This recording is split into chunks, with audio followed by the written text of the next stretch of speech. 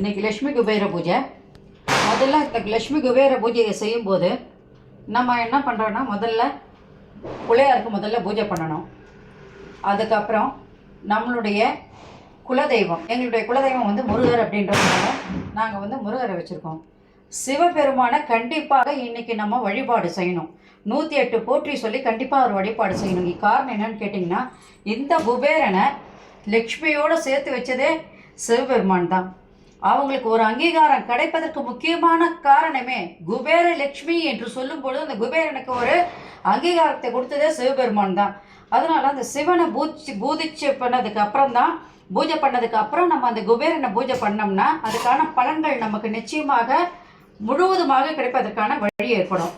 எங்களுடைய இஷ்ட தெய்வம் அப்படின்னு சொல்லி பார்க்கும்போது இது எங்களுடைய சாய்பாபா. அதே நேரத்தில் பெருமாள் லக்ஷ்மி அவங்களுடைய கருணை இல்லாமல் மகாலட்சுமியினுடைய பூஜை பரிபூர்ணமாக நமக்கு வந்து கிடைக்குது அப்படின்னு சொன்னால் கண்டிப்பாக அதுக்கு வந்து பெருமாளும் லக்ஷ்மியும் 2 பேருடைய அனுகிரகமும் நிச்சயமாக அவங்களுக்கு தேவை. அதனால அவங்க 2 பேரையும் வச்சு பூஜை பண்ணிவிட்டு இறுதியாக நாங்கள் வந்து குபேர லக்ஷ்மியை பூஜை பண்ணுறோம்.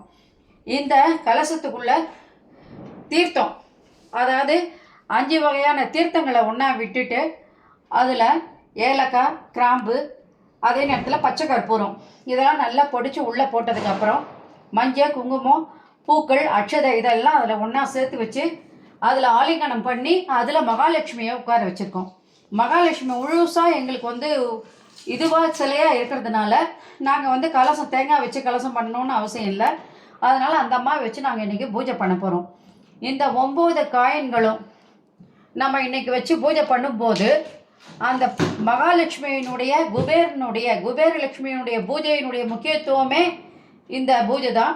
அதனால் இந்த பூஜையை நாங்கள் செய்கிறதுனால வழிபாடுகள் வந்து எல்லாருக்கும் வழியாக வரும் அப்படின்னு சொல்லும்போது இதை பார்க்குறவங்க இருப்பாங்க.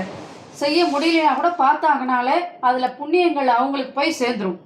அதனால் நாங்கள் பண்ணுற பூஜைகளும் சரி மற்றதும் சரி, யார் வீட்டில் பூஜை பண்ணுறாங்களோ அவங்கெல்லாம் அதை யூடியூப்பில் போடுறாங்க அப்படின்னு சொன்னால் அதை பார்க்குற பாக்கியம் உங்களுக்கு கிடைச்சதுன்னா நிச்சயமாக அந்த மகாலட்சுமியுடைய அருள் உங்களுக்கு தானாகவே வீடு தேடி வந்துடும். அதனால தான் இந்த வீடியோவை நாங்கள் இப்போ வந்து ஒளிபரப்பி உங்களுக்கு போட்டிருக்கோம்.